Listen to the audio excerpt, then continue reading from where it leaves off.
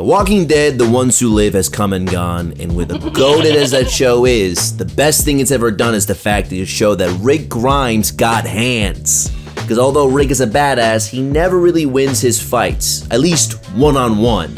And I can prove it. The scene starts with the governor rolling up on the prison with a crew and a tank, standing on the tank like he's Peter Pan from Hook. He tells Rick, I want Ricky Dicky Doodah Grimes. This man is asking for Rick like how parents ask for their children when it's report card day. Nah, I ain't a leader anymore. We got a council. My leadership skills are like the baby's career, fade into irrelevancy. Cap. The governor calls his bluff and brings out Gramps and the Ebony Queen Michonne. No, not my Ebony Queen. I was on step 2 on bagging her. Wait, didn't your wife just die? And? With no choice, Rick decides to take the leadership role once again. When I thought I was done, they put me back in. For the love of God! Please! Rick walks up to the governor with a tank pointed at everybody. The governor says, listen, me and my crew need a new place to stay, and I don't think it's appropriate to have you here, so we need all of y'all to get stepping.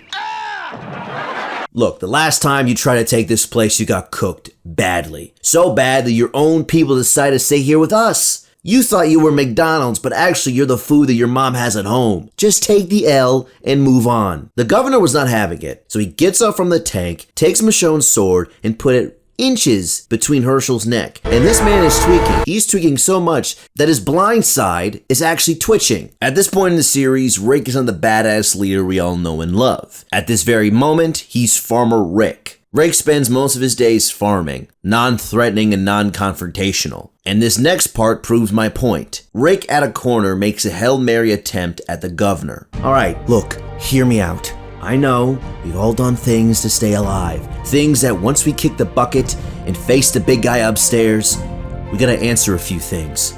But that doesn't have to be today. If we stop this, we can do more than survive. We can live. So put down the sword, drop your weapons, and we can start a new day. Start a new life. Together. And from there, the governor heard what he said and took it to heart. He realized the mistake he made and vowed to make a change. He told his men to put down the guns, and they all stepped into prison with the governor giving Rick a big hug, thus ending the story. Liar.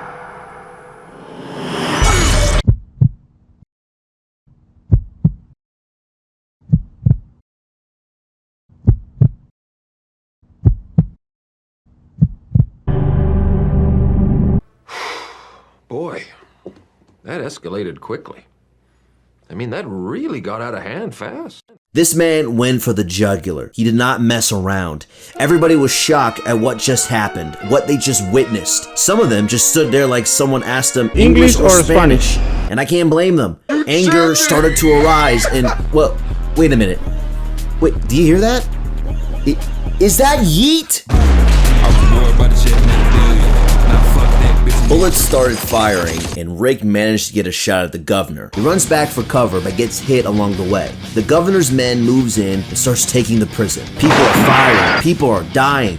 I'm getting hyped. Herschel tries to get away, but the governor stops him in his tracks and proceeds to chop Herschel's head off. Somebody call Army Hammer because I think I just found his next chef. A woman named Lily walks up to the governor with her daughter in her arms. Before the confrontation, the governor was rolling with Lily, her daughter, and her sister Tara after the first attack at Rick's group. They got close and sort of became like a family. Megan got bit by a walker, and Lily thought it would be a great idea to get the governor because he'll know what to do.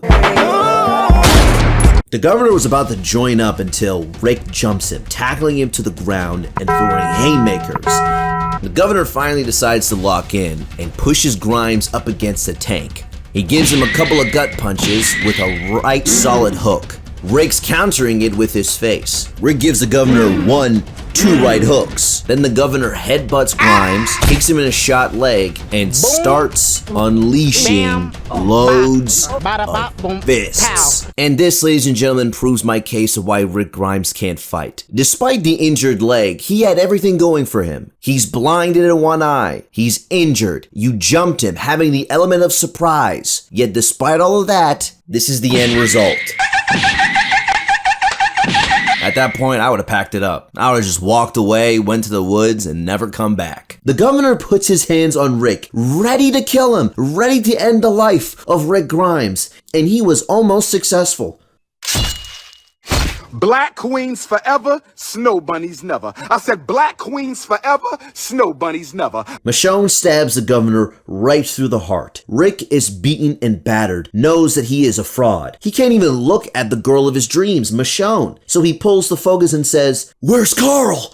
I don't know. The way Michonne looks at Rick, he just lost all of his aura. If we're talking about Yu-Gi-Oh terms, he just lost all of his life points. Rick stumbles to the prison to look for Carl and Judith. He manages to find Carl, but Judith is a different story. With the amount of L's Rick took, he had no choice but to grab Carl and abandon the prison. As for the governor,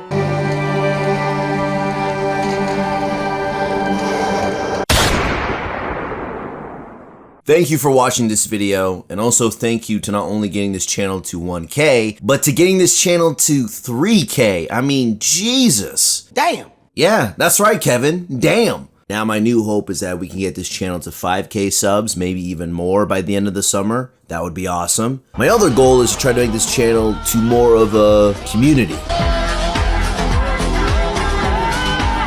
Comment below what you guys want to see, and this video that I made. Was it good? Was it great? Was it terrible? Tell me. Let me know. I'll see you in the next one.